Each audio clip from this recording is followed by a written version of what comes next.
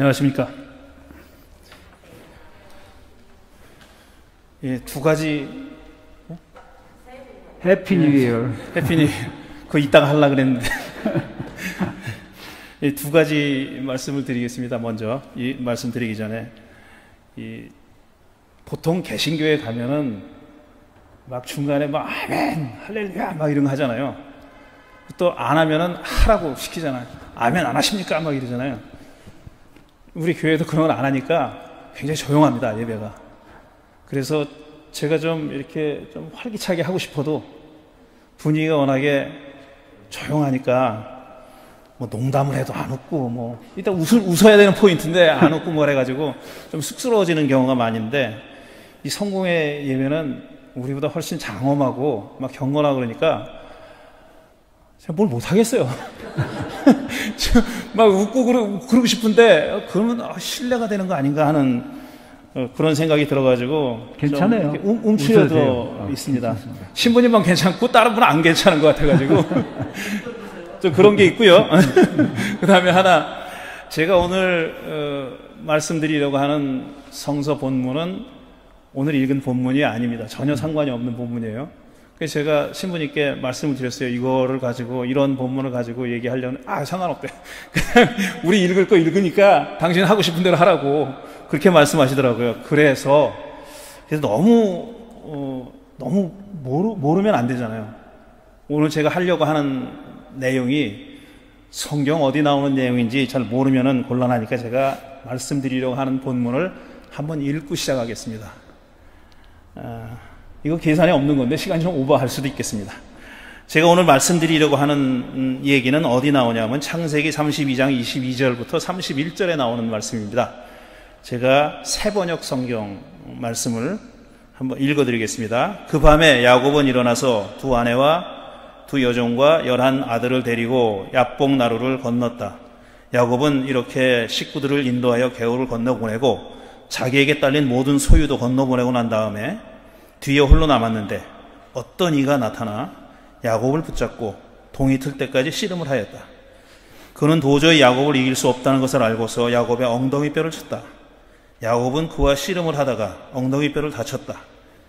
그가 날이 새려고 하니 놓아달라고 하였지만 야곱은 자기에게 축복해 주지 않으면 보내지 않겠다고 때를 썼다. 그가 야곱에게 물었다. 너의 이름이 무엇이냐? 야곱이 대답하였다. 야곱입니다. 그 사람이 말하였다. 네가 하나님과도 겨루어 이겼고 사람과도 겨루어 이겼으니 이제 내 이름은 야곱이 아니라 이스라엘이다. 야곱이 말하였다. 당신의 이름이 무엇인지 가르쳐 주십시오. 그러나 그는 어찌하여 나의 이름을 묻느냐 하면서 그 자리에서 야곱에게 축복하여 주었다. 야곱은 내가 하나님의 얼굴을 직접 뵙고도 목숨이 이렇게 붙어있구나 하면서 그곳 이름을 브니엘이라고 하였다. 그가 브니엘을 지날 때 해가 솟아올라서 그를 비추었다. 그는 엉덩이 뼈가 어긋났으므로 절뚝거리며 걸었다. 이 말씀입니다. 창세기 32장에 나와 있는 말씀을 가지고 여러분께 오늘 얘기를 하려고 생각하고 있습니다. 구약 성경을 여러분이 얼마나 더 친숙하신지는 잘 모르겠는데 그래도 이거는 많이 들으셨을 겁니다. 이스라엘 사람들의 조상이 있습니다. 우리도 조상이 있듯이 그 사람들도 조상이 있는데 대표적으로 아브라함이 이스라엘의 조상이죠. 그 다음에 그의 아들 이삭, 야곱, 그 다음에 요셉, 이렇게 네 세대, 이 4세대에 걸쳐서 쭉 이어져 내려오는 이 사람들을 이스라엘 사람들은 자기의 조상이라고 합니다. 물론 다른 조상들도 많이 있는데 대표적으로 이 네 사람이 자기 종족의, 이스라엘 종족의 조상이라고 그렇게 생각하고 있죠. 사실 근데 아브라함에게는 이삭 이외에 또 아들이 있었습니다. 이스마엘이라는 아들이 있었죠. 물론 우리식으로 말하면 정실 부인의 아들은 아닙니다. 또 이삭에게는 야곱 이외에도 쌍둥이 형, 야곱의 쌍둥이 형 에서라는 아들이 또 있었습니다. 그리고 야곱에게는 요셉 이외에도 11명의 자손이 있었어요. 아들이 있었습니다. 이렇게 다른 아들들도 있었는데 이렇게 계보가 이어지는 겁니다. 그리고 장자 승계도 아니에요. 말씀드렸듯이 이삭은 쌍둥이 아들이지만, 쌍둥이지만 어쨌든 형과 동생이 있는데 에서가 형이었어요. 근데 에서로 혈통이 이어지지 않고 동생 야곱으로 이어졌고요. 요셉도 마찬가지입니다. 그의 형이 11명이나 있었습니다. 그런데 거의 막둥이에 속한 이 요셉이, 막둥이였던 요셉이, 진짜 막내는 아니지만 동생이 또 있었지만 막내였던 요셉에게로 가계가 이어졌어요. 그 야곱의 12아들이 이스라엘 지파의 조상이 된 겁니다. 제일 큰아버지가 됐죠. 그래서 야곱의 아들의 이름을 따가지고 지파의 이름이 붙여졌습니다. 근데 우리 그리스도교는 구약성서를, 유대교와 똑같이 구약성서를 경전으로 받아들였기 때문에 구약성서도 하나님 말씀으로 우리가 믿고 있고, 또 이스라엘 사람들이 조상으로 생각하고 있는 이 사람들, 아브라함, 이삭, 야곱, 요셉, 이 사람들이 우리 믿음의 조상이라고 이렇게 생각합니다. 혈통으로는 조상이 아니죠. 당연히 전혀 동떨어져 있는 사람이지만 믿음으로라는 수식어를 붙여서 이 사람들을 조상으로 생각합니다. 근데 믿음이 됐던 조상이 됐던 간에, 그냥 믿음 없는 조상이 됐던 간에 뭔가 이렇게 우러르고 존경할 만한 뭐가 있어야 조상으로 생각하는 거 아닙니까? 게다가 또 우리는 믿음의 조상이라 그랬으니까 믿음으로 뭐 본받을 게 있고 따를 게 있고 뭐 이런 게 있어야 조상이 되는 거지, 아무 핏줄도 상관없는데, 핏줄로 상관없는데 우리를 그 사람들을 우리가 조상으로 생각하려면 뭔가 본받을 게 있어야 된다 이거죠. 근데 아브라함과 이삭은 약간의 흠결이 있긴 있습니다. 그렇지만 대체적으로 봐서 좋은 사람들이에요. 본받을 것도 있고 좋은 사람들입니다. 그런데 야곱은 좀 달라요. 야곱은 좀 다릅니다.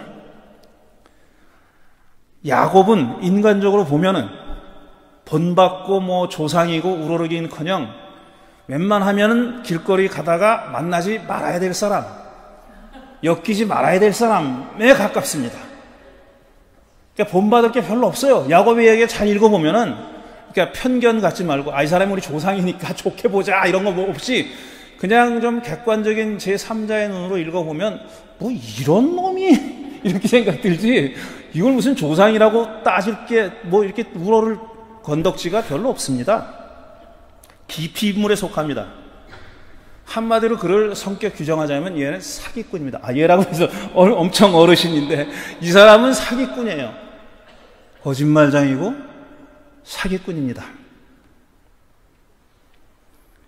근데 사기꾼에게 이렇게 조상이라는 이 호칭을, 존칭을 붙인다는 것이 좀 이상하죠. 하긴 사기꾼 훨씬 이상의 대접을 받는 사람들도 많이 있고 우리가 지금 목격하고 있습니다. 우리 고국에서 이런 일이 실제로 벌어지고 있습니다. 사기꾼이 힘을 가지면 나라가 어떻게 되는지 하는 것을 우리가 목격하고 있는데, 이 야곱은 그런 힘을 갖지는 못했어요. 근데 야곱이 한 짓을 보면은, 첫째로 이런 짓을 했어요. 에서가 사냥을 나갔다 들어왔어요. 근데 굉장히 배가 고픈 거예요. 막 굶어 죽게 생겼어요. 배고파 죽게 생겼어요. 그럴 때 야곱이 형한테 붉은 죽 한 그릇 끓여다가 바치고 나서 장자의 권리를 그가 갖습니다. 팥죽 한 그릇에, 우리는 팥죽이라고 보통 얘기하는데 그냥 붉은 죽이라고 되어 있어요. 붉은 죽 한 그릇에 장자의 권리를 사들였습니다. 물론 이건 에서가 어리석어서 그런 거예요. 에서가 멍청하고 바보 같아서 일어난 일이지만 야곱 입장에서도 그게 가치가 상대가 되는 일이 아닙니다. 장자의 권리라는 것은 실제로 재산의 권리입니다. 명분이 아니라 재산의 권리예요. 근데 그 재산의 권리를 어리석은 에서가 아무리 배가 고프다 해도 붉은 죽 한 그릇에 팔아먹은 거고, 그걸 또 붉은 죽 한 그릇에 산 사람이 야곱이에요. 이건 뭐 에서가 멍청하다 쳐도 그 두 번째 한 짓은 도저히 납득이 안 되는, 합리화가 안 되는, 핑계를 댈 수 없는 일입니다. 아버지 이삭이 나이가 들어가지고 눈이 어두워졌어요. 앞이 잘 안 보이는 겁니다. 에서를 불러다가 얘기해요. 맛있는 음식을 한 그릇 차려다오. 그럼 내가 죽기 전에 마지막으로 자기 자식에게 하는 축복을 너에게 내려주마. 그랬습니다. 근데 에서가 신이 났죠. 그래가지고 맛있는 걸 차리려고 이제 짐승을 잡으러 나갔어요. 근데 그걸 누가 듣고 있었냐? 어머니가 듣고 있었어요. 리브가 어머니가 듣고 있었는데 이 어머니는 야곱을 편애하는 어머니였습니다. 그래서 둘이 공모를 합니다. 어머니와 아들이 공모를 해가지고 아버지를 속이기로 해요. 맛있는 음식을, 아버지가 좋아하는 음식을 어머니가 차립니다. 그리고 털을 이렇게 된 옷을 입고 가라 그래가지고, 왜냐하면 에서는 털이 많고 야곱은 맨질맨질했거든요. 그러니까 털옷을 입고 가서 속이는 거예요. 음식 가져왔다고 아버지 드시라고. 목소리가 이상했어요. 만져보죠. 근데 털이 있거든. 그러니까 그를 애선 줄 알고, 야곱을 애선 줄 알고. 근데 이게 학자들은 뭐라고 얘기하냐면 정말 속았을까 이렇게 하는데, 어쨌든 그 얘기까지는 갈 거 없고요. 축복을 합니다. 맛있는 걸 가져왔으니까 야곱을 에서로 착각하고 축복을 하는데, 그 축복의 내용이 27장에 나와요. 뭐라고 축복했냐면은, 나의 아들에게서 나는 냄새는 주님께 복받은 밭의 냄새로구나. 하나님은 하늘에서 이슬을 내려주시고 땅을 기름지게 하시고 곡식과 새 포도주가 너에게 넉넉하게 하실 것이다. 여러 민족이 너를 섬기고 백성들이 너에게 무릎을 꿇을 것이다. 너는 너의 친척들을 다스리고 너의 어머니의 자손들이 너에게 무릎을 꿇을 것이다. 너를 저주하는 사람마다 저주를 내리고 너를 축복하는 사람마다 복을 받을 것이다. 이런 최상급의, 게다가 아버지의 입장에서는 마지막 축복입니다. 자식들에게 내려주는 마지막 축복을 에서가 아닌 야곱에게 내려준 겁니다. 속아서 그런 일이 일어난 거죠. 그러니 에서가 화가 났겠어요? 안 났겠어요? 죽이려고 했습니다. 자기 동생을 죽이려고. 그때 또 어머니와 공모해가지고 도망을 가요. 야곱이 도망을 갑니다. 어디로 저 멀리 사는 외삼촌에게로 도망을 보냅니다. 그래서 그냥 겨우 그냥 옷가지 몇 개 주섬주섬 싸가지고, 이건 성경에 없는 얘기예요. 그럴 거라고 짐작합니다. 그렇게 싸가지고 도망을 갔어요. 그냥 갑자기 도망을 가는 형편이니까 뭘 제대로 싸가지도 못하고 도망을 가다가 어느 날 이제 밤에 노숙을 하게 생겼습니다. 잘 데가 없으니까 노숙을 하지 않으면 안 되게 생겼어요.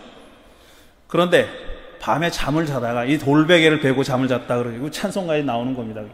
돌베개 베고 잠 갔습니다. 그게 그 얘기인데, 돌베개를 베고 잠을 자는데 꿈을 꿔요.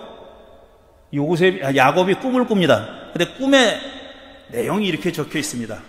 땅에 사다리가 있고 그 꼭대기가 하늘에 닿아 있고 하나님의 천사들이 그 층계를 오르락 내리락 하고 있었다.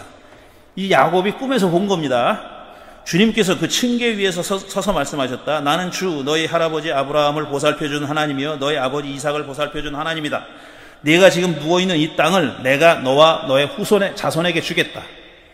너의 자손이 이 땅의 티끌처럼 많아질 것이며 동서남북 사방으로 퍼질 것이다. 이 땅 위의 모든 백성이 너와 너의 자손 덕에 복을 받게 될 것이다. 내가 너와 함께 있어서 내가 어디로 가든지 너를 지켜주며 내가 너를 다시 이 땅에 데려오겠다. 내가 너에게 약속한 것을 다 이루기까지 내가 너를 떠나지 않겠다. 내내 너와 동행해 주겠다라는 약속을 했고요.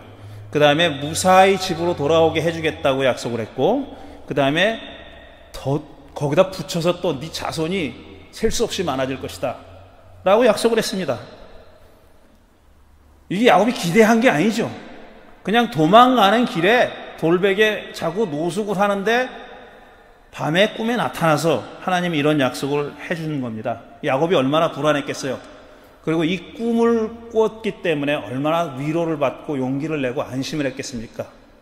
하나님이 나와 동행해 주시겠거니 나를 귀향할 때까지 안전하게 지켜주신다 했으니 내가 걱정 안 해도 되겠구나 하고 그런 그 불안한 마음을 잠재우고 여행을 할 수 있었겠죠.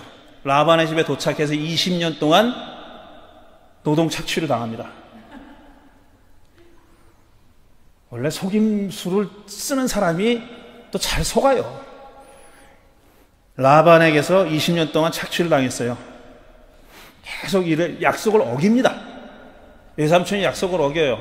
그런데 나쁜 일만 있었던 건 아니고 이렇게 종처럼 생활했지만 나쁜 일만 있었던 것도 아니고 아내를 넷이나 얻고 그 다음에 자식을 11명이나 낳았어요. 딸도 낳았습니다. 이렇게 낳았고 결국은 나중에 이제 집으로 돌아가게 됐습니다.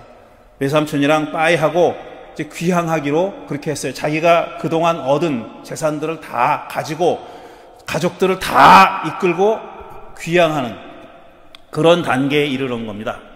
오늘 이 이야기는 오늘 읽은 창세기 32장의 얘기에는 그렇게 집으로 돌아가는 도중에 벌어진 일입니다. 집으로 돌아가는 길가에서 벌어진 일이죠. 고향이 가까워오자 좋기도 했겠죠. 20여 년 동안 타향살이를 했고 또 거의 종처럼 살았으니까 마지막에 삼촌을 좀 속여가지고 재산을 많이 불린 거거든요. 이자가. 속이는 건 저건 대단한 사람이에요. 아내와 자식도 많아지고 재산도 늘어났어요. 그리고 영광스러운 귀향길에 오른 겁니다. 문제는 형입니다. 형이 20년이 지났지만 자기를 죽이겠다 그랬던 형입니다. 그러니까 형을 만날 일이 왜 두렵지 않겠어요? 속임수를 써가지고 형에게 갈 축복을 자기가 가로챘잖아요. 그러니까 보복이 두려웠어요. 나름의 대비책을 세웁니다. 선물을 바리바리 싸가지고 먼저 보내요. 종들 해가지고 먼저 보냅니다. 근데 종들이 와서 보고를 하는데 뭐라 그러냐면 형이 400명의 종들을 이끌고 주인님을 맞으러 나옵니다. 이렇게 얘기한 거예요. 근데 맞으러 나오면 400명을 왜 데리고 나오겠어요? 아, 이거 여전히 날 죽이려고 그러는구나 이렇게 생각한 겁니다. 야곱이.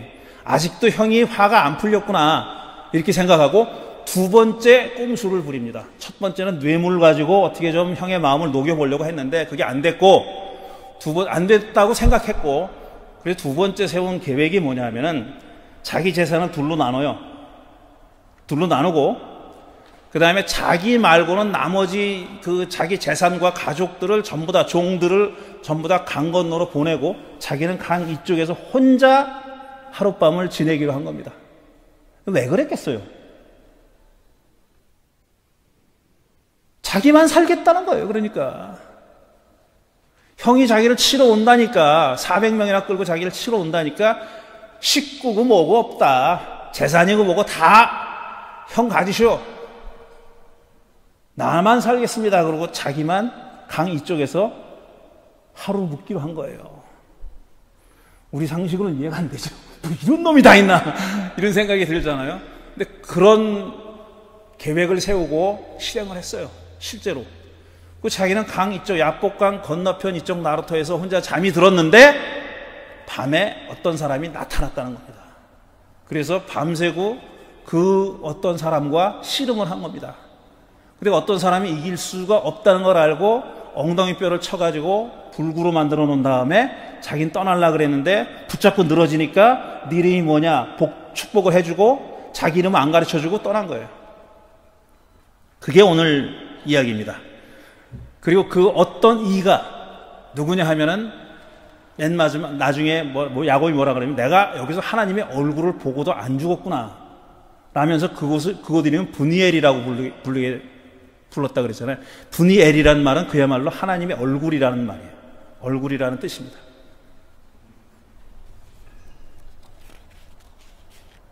제가 이 얘기를 연초 첫 번째 주일에 우리 교회에서는 여러 번 얘기했어요. 이 창세기 32장의 얘기를 가지고 향림 교우들은 굉장히 식상한 내용일 수도 있겠습니다. 오늘 똑같은 얘기를 하려는 건 아니고요. 한두 가지만 말씀드리겠습니다.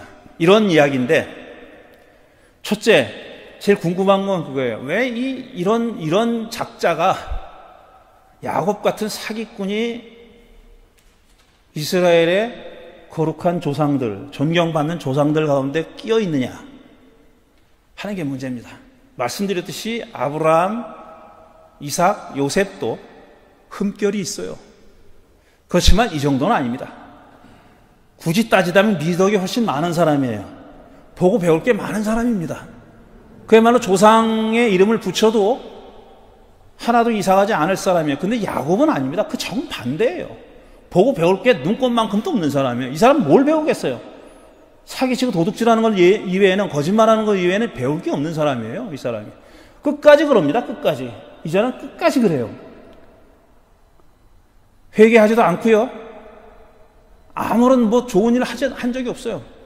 근데 이런 자가 이스라엘의 조상 가운데 들어있어 우러름을 받고 있고, 또 우리 그리스도인들은 덩달아 믿음의 조상이라고 해가지고 그를 우러르고 있어요.